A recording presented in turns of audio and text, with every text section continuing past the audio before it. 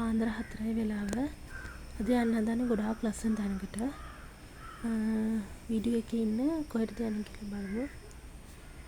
අපි අද යන්නේ මන්දාරම් නුවරට. ලස්සන දිය ඇල්ලක් බලන්නත් එක්ක.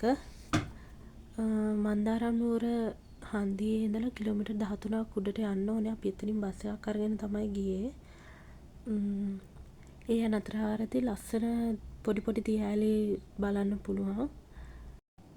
බස් එකෙන් බැහැලා අපි මෙතන ඉඳන් තමා කන්ද නගින්න පටන් ගත්තේ. තාම මේ පටන් ගැම්ම විතරයි. ඉස්සරහට බලමු කොහොමද කියලා. හැබැයි මහර ලස්සනයි වටපිටාව.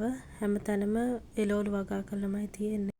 අපේ ගයිඩ් තමා අපිට ගොඩක්ම උදව් කරේ කොහොමද කන්ද නගින්න ඕනේ කියලා ප්ලෑන් එකක් හදලා දුන්නේ. අපි ඉතින් යත් එක්කම කන්ද නගින්න පටන් ගත්තා. මාර ලස්සනයි වටපිටාව. මේ වගේ පොඩි පොඩි අතුරු පාරවල් දිගේ අලි පාරවල් දිගේ තමයි අපිට උඩට නගින්න තිබ්බේ. ඒක මාර අත්දැකීමක්.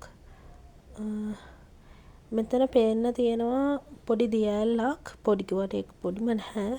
කොහොම හරි අපි එතනට තමයි අන්තිමේදී බහින්නේ. මෙන්න මේ වගේ තැන් වලින් තමයි නගින්න තිබ්බේ. අමාරුයි නගින්න. ඒ උනට ලස්සනයි. අපි බලන්න ආවේ කබරගල දිය ඇල්ල. බලන්න ඒක මාර ලස්සනයි. ඉස්සර බලන්න අමාරුවෙන් ආපස්සට අපව බැහැගත්තා. මේ තින අපි නැග්ග තැනමයි. මේ තිනට මම zoom කරලා පෙන්නපු දිය ඇල්ල. මේ ඉන්නේ අපේ TTM group එකම.